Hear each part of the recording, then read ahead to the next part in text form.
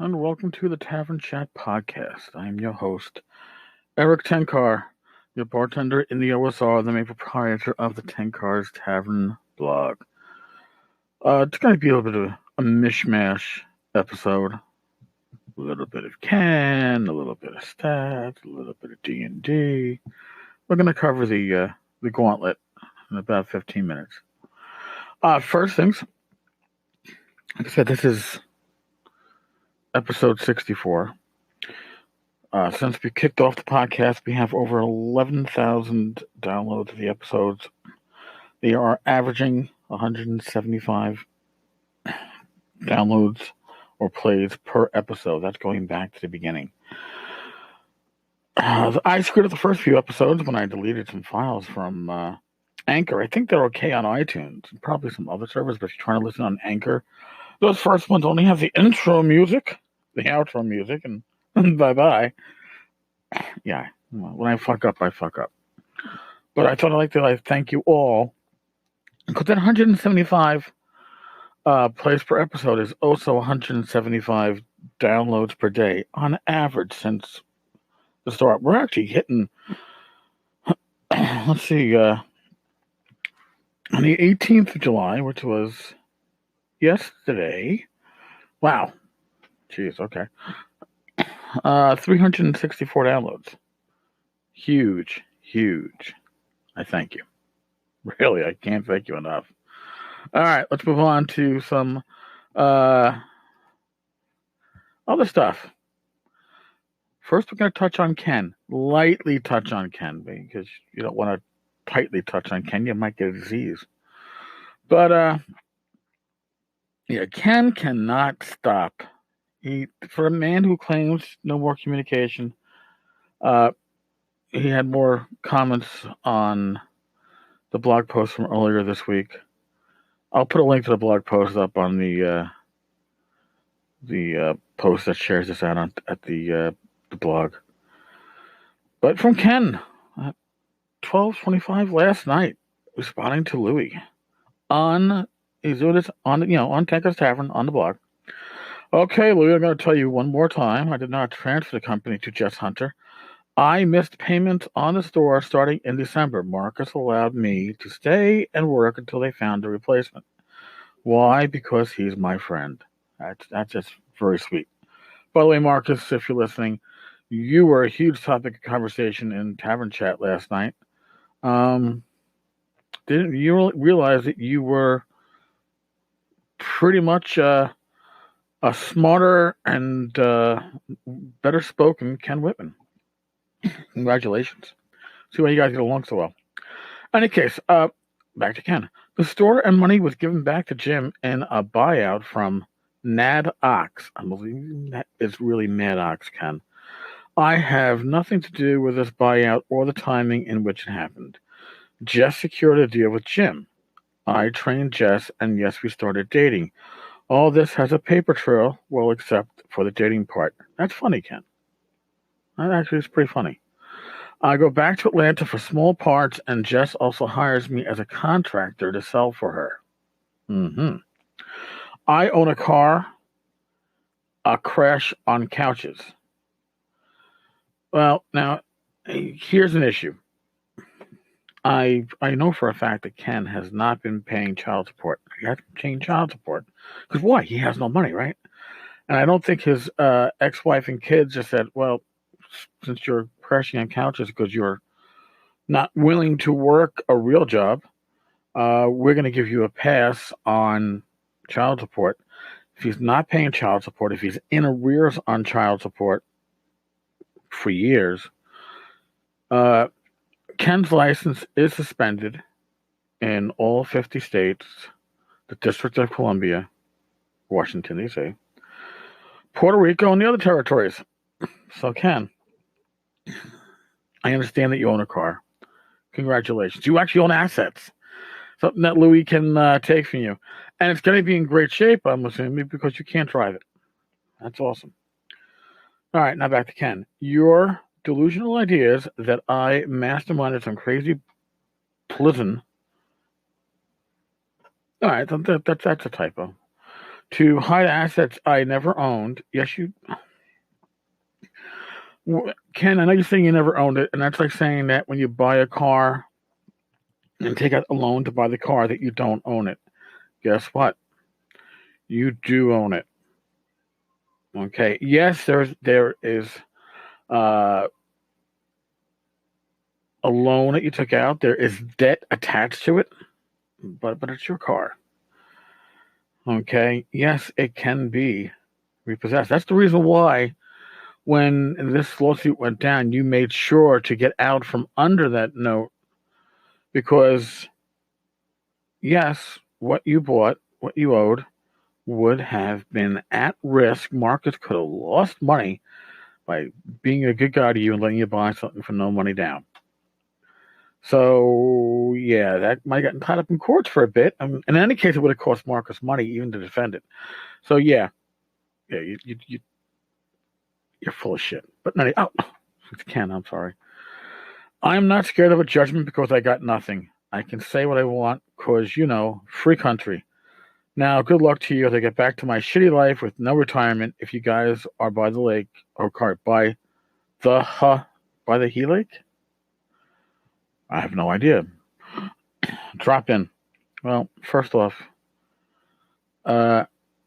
Ken, your shitty life with no retirement is because of your shitty decisions. Nobody else but you. Don't put that in anybody else. You don't get sympathy from me, certainly, because you made shitty decisions to try to fleece people of their hard-earned cash. I don't know what the proper terminology is. Oh, somebody should say theft, I'm sure, but that would be allegedly. But, those are your decisions, Ken. Those are yours. Louis' response, right, Ken, just after you got served, all of a sudden, all this other transferring of assets starts, and you just happen to transfer your store to your new girlfriend. I mean, what are the odds? You tell people that you're moving away, but you keep working at the store. And he goes on about other things that Ken and Marcus claim were purchased to, solve the Kickstarters. Whatever happened. So there's your Ken Whitten update for today, Thursday morning. I know you were just dying for that shit, and people go withdrawals. Here's the other part I'm looking at today, and this is I find this interesting. Today is the 19th of July.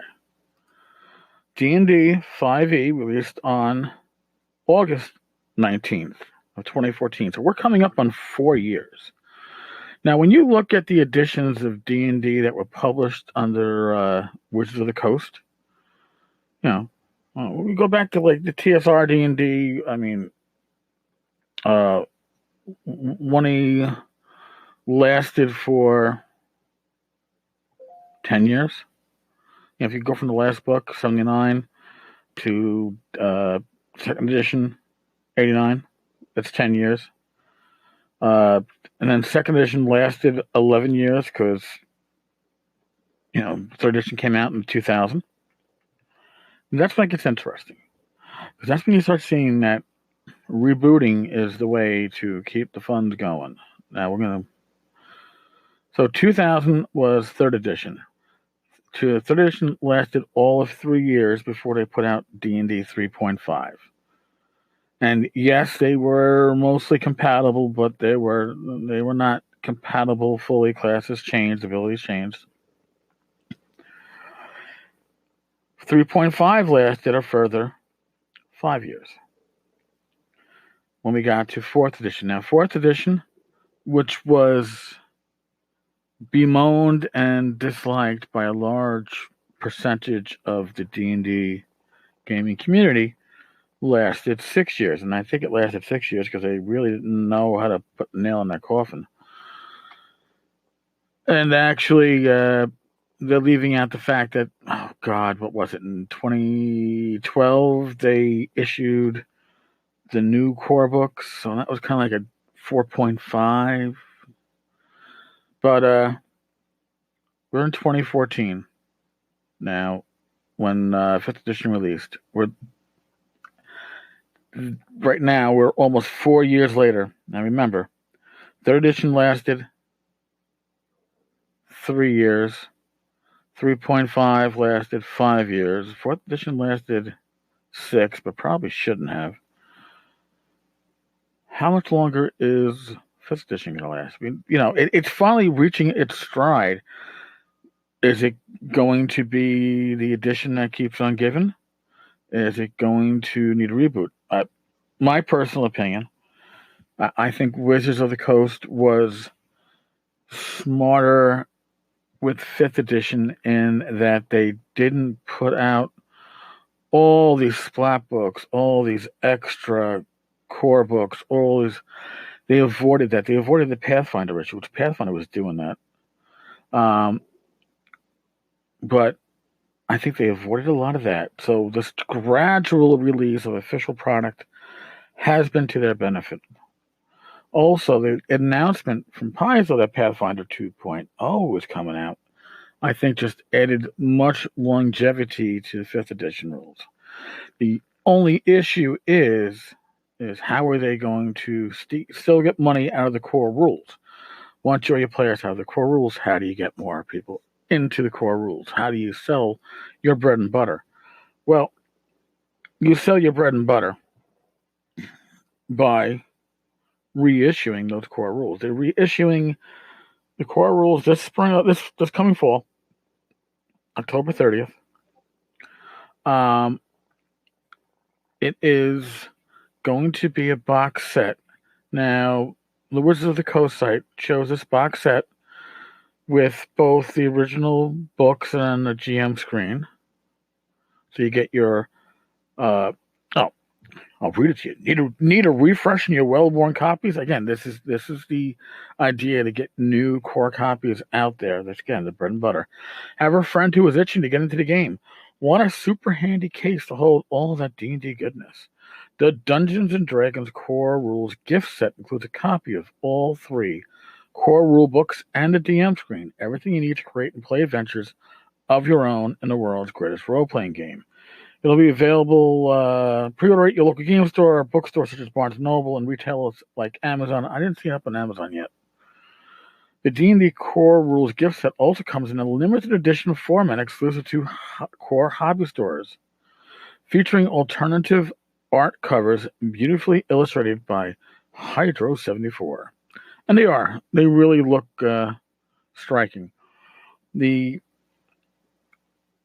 box set is a $169.95. It's basically $170. So yeah, this is how Wizards is going to try to keep D&D 6th edition at bay for a while by offering the rules as a box set.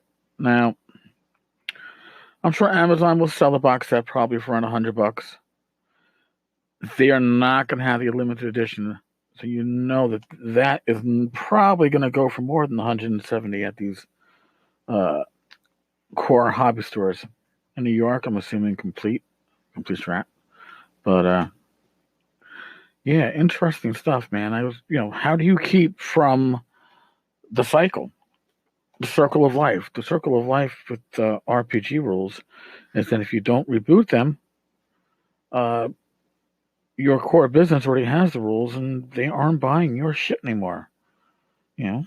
So this is how they're encouraging in the box set. We'll see how that does. That might fend off 6th edition for a couple of years. Maybe. We'll see. All right, folks. Thank you for stopping by. Hope I kept you entertained. Yeah, I got to get back to the looking at the different OSR rule sets. I'll get that maybe this weekend. Just that Kenny has been such a wealth of stupidity. I can't help myself. Please forgive me.